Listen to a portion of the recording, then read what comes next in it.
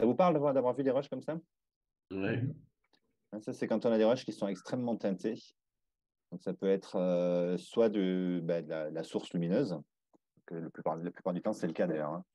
Donc, les sources sodium, par exemple, ces ampoules qu'on trouve dans les rues, qui donnent comme ça un truc qui est monochromatique. Et si on regarde le vectorscope, c'est l'enfer ce qui se passe, quoi.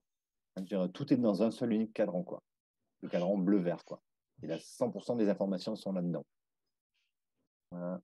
Mais donc, tout est bleu, quoi. C'est ça le problème qu'on a ici, c'est que l'intégralité du truc est bleu. Si on regarde les signaux, hein, si on regarde une parade, c'est le problème, c'est que l'eau est un filtre ici qui a supprimé une partie entière des longueurs d'onde. Donc, tous les infrarouges, tous les rouges, tous ces trucs-là ne font pas partie de l'image. Et ils n'existent pas. Ils sont absolument inexistants, quoi. Et donc, j'ai essayé mon mieux, hein. Et voilà, c'est HDR palette. Donc là, avec la palette HDR, j'ai essayé et on retrouve quand même un petit quelque chose, quoi. On arrive à séparer un peu les rochers du premier plan, de l'arrière-plan, en bûchant la balance des blancs, hein. On peut essayer de réchauffer au taquet pour, euh, pour arriver à exprimer un maximum d'informations dans le canal des rouges.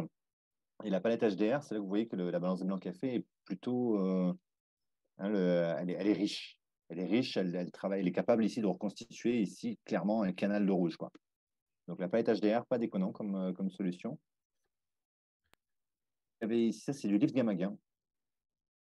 Donc là, tout est lift gamma et gain, donc essentiellement du gain en fait. Ouais, c'est juste une correction de gain. Et je crois qu'il y a un coup de contraste derrière pour exprimer un peu les couleurs. Et ça, lift gamma gain, donc ça, c'est la balance des blancs classique, hein, celle que vous avez ici, température éteinte. Et donc là, vous voyez ici, je l'ai bûché autant que ce que je pouvais. Elle fait Et que tu vois désaturer que en fait. à la balance des blancs, impossible, quoi. Ça désature, ça décontraste. Et même si on recontraste derrière, Ouais. il n'y a pas d'information qui vient. Il n'y a pas d'information qui vient du tout. Le truc, en fait, on a l'impression qu'on voit les mêmes canaux parce que c'est juste massivement désaturé. Et donc, du coup, tous les canaux sont identiques. Mais vous n'avez pas d'information qui est apparue dedans. Bon, voilà, là, j'ai rajouté un splitter combiner. C'est-à-dire que du coup, il sait qu'on a trois canaux, hein, un rouge, un vert, un bleu. Ces canaux ici sont automatiquement dépliés en trois nodes par le splitter combiner et recombinés derrière. Ça permet de voir, voilà, ça c'est mon canal des verts, ça c'est mon canal des rouges, enfin des bleus, pardon, et ça c'est mon canal des rouges. On le voit de toute façon Ouais. en vignette, hein, ici, voilà, ça c'est les trois canaux. Voilà. Et donc le principe du RGB Mixer, c'est de se dire, bon, cette information ici, elle est manquante, et de manière générale, en fait, quand on a une information qui est dans un canal de couleur et qu'on aimerait pouvoir utiliser dans un autre canal de couleur. Tout ce qu'on a fait jusqu'à présent, en tout cas quand j'ai parlé ce matin, enfin tout à l'heure de ma balance initiale, j'ai fait de la balance des blancs, des trucs comme ça, les trois canaux rouge, vert, bleu sont toujours indépendants les uns des autres. Si je réchauffe mon image, c'est-à-dire que je gonfle le rouge et je baisse le bleu. Il n'y a pas d'interaction entre le rouge et le bleu. On a juste grandi une valeur et baissé une autre valeur. On n'a pas donné une information de l'une à l'autre. Et c'est ça que le RGB Mixer fait. L'idée étant que si je piratais ici ce canal-là, que je le repluguais ici, vous voyez que là, en prenant mon canal des verts et en l'intégrant Ah ouais. à la place en fait du rouge, ici, j'ai reconstitué une image qui est maintenant devenue RGB. Donc ça, voilà, le faire au splitter combiner, c'est pas ultra pratique quand même. On pourrait imaginer rajouter une node intermédiaire ici. Si je plug ça à cet endroit-là et que ici on le plug là-dedans, voilà. Et comme ça ici sur cette node, je vais pouvoir doser la Ah quantité de oui. rouge que je mets dedans. Mais on n'a toujours pas vraiment d'interaction. On a une grosse interaction, si, puisqu'on a pris le vert et on l'a purement et simplement réécrit dans le rouge. Mais c'est pas ultra fin. Et qu'est-ce qui se passerait si je voudrais enlever un petit peu de bleu, par exemple, de ce canal-là? Alors on pourrait, hein, enlever un peu de bleu. Donc je vais ajouter ici un nouveau un layer, hop, que je vais plugger d'ici. Voilà. Et donc celui-là, je vais le mettre en mode soustractif. Je vais soustraire. Euh, subtract, voilà. Et je vais soustraire un peu de mon canal des bleus. Ouf. Donc ça devient chiant au niveau des maths. Et je ne sais pas si tu as vu le node graph, comme il devient vraiment pénible. ici à voir. Okay. Donc là, si je soustrais tout le canal des bleus du canal rouge, évidemment, je n'ai plus rien du tout. Donc, je vais devoir réduire un peu la force de cette soustraction. Et ouais, c'est pas trop mal. Okay. Et donc là, ici, je peux... voilà. Le canal des bleus, il est intéressant parce que si on regarde ici, tu vois, il a beaucoup d'eau, mais pas beaucoup de rochers. Donc, en prenant le canal des bleus et en le soustrayant en fait de mon canal des rouges, je peux enlever une partie seulement de ces deux trucs-là. Donc, si je veux enlever de la luminosité sur les rochers, hein, je vais pouvoir, c'est pour ça que j'ai animé un peu l'offset, je vais pouvoir prendre ici et déplacer. Donc, où je vais enlever plus de rouge dans les rochers, ou au contraire enlever moins. Et on pourrait imaginer l'inverser aussi. Si je mets une lutte d'inversion,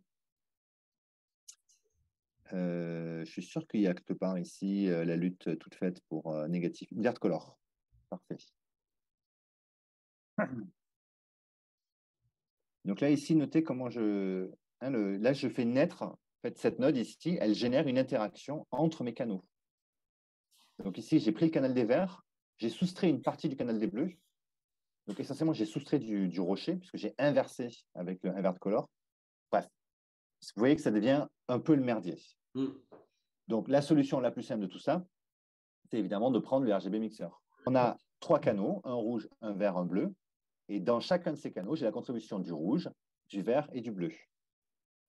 Par défaut, il fait comme le splitter combiner posé par défaut. Et voilà. Donc on a 3 canaux.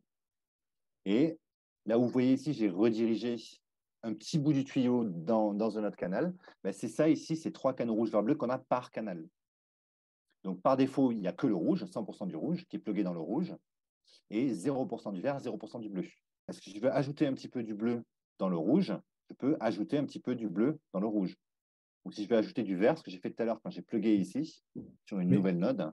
Si on regarde ici, on a nos 3 canaux rouge, vert, bleu, j'ai pas de rouge. Ici, j'ai réinventé un rouge en prenant 100% du canal des verts. Mais il me reste encore le canal des bleus. Et si maintenant je fais une soustraction ici du bleu, note que je peux enlever le rouge dans l'eau. Il y a plus d'eau. Je suis moins en train de rajouter du rouge dans l'eau. Je n'ai pas besoin de rajouter du rouge dans l'eau. Par contre, je vais en rajouter sur les rochers. Donc là, vous voyez ici la contribution qu'il fait. Alors, si j'enlève trop, évidemment, il y a un moment où j'ai plus rien du tout. Donc, je vais m'en donner un peu plus carrément. Je fabrique encore plus de mon canal rouge depuis mon vert et je vais soustraire du bleu. Et regarde, si je monte bien fort mon rouge et je soustrais du bleu, regarde la belle séparation que j'ai entre mon eau et mes rochers. Et cette séparation, je ne l'ai pas inventée, elle était ici, cette séparation. Elle était dans le canal des bleus. Et donc, si le canal des verts a besoin d'être altéré, ce n'est pas forcément le cas ici, je ne pense pas qu'il y ait vraiment de gros besoins d'être altéré. Par contre, mon canal des bleus, tu vois, lui, ici, il n'y a pas beaucoup de séparation là-haut. Et là, ça peut être intéressant de venir se dire, tiens, mais si on veut obtenir une séparation, tu vois, si je prenais mon canal des bleus, tel qu'il est, et si j'enlevais un petit peu, si au contraire, j'ajoutais un petit peu de ce canal des verts dedans, ça pourrait être intéressant. Parce que le vert, il est mieux séparé, tu vois. Voyons voir ce que ça donne ici. Donc, dans un premier temps, je vais me dire, bon, écoutez, on a beaucoup de bleu dans cette image-là. Donc, si je rajoute juste du vert, hein, on va se trouver une image qui sera encore plus bleue. Plus on rajoute, plus on fabrique du bleu. Okay. Donc, ici, ce que je vais faire, en fait, c'est que je vais diminuer d'abord un petit peu la quantité de bleu qui sort de cette scène. Et je vais le réécrire avec une matière qui me paraissait plus riche. La matière verte ici me paraissait plus riche. Donc, je vais réécrire avec le vert mon nouveau canal des bleus. OK. Une assez grosse séparation. Hein. Là, c'est cool. Là, on a bien complété le truc. Regarde, le poisson est sorti. Tu te souviens ici? Voilà, il est là, le petit poisson. Et ce petit poisson ici, ouais, en tout cas, dans le canal des bleus, lui-même, tu vois, il n'était pas bien séparé de son environnement. Mais en venant ici réécrire, donc notez que j'ai fallu que j'enlève une quantité du bleu d'origine parce que à la fin, il faut que j'ai 100% de bleu. Je ne vais pas avoir 200% de bleu à la fin. Donc, je réduis un peu la quantité de bleu d'origine et je réinjecte un petit peu du vert. Et hop, c'est ça qui a fait ici sortir mon petit poisson. Puisque dans le canal des bleus, il n'était pas bien séparé. Et maintenant, il est bien séparé. Parce que j'ai utilisé une partie du vert.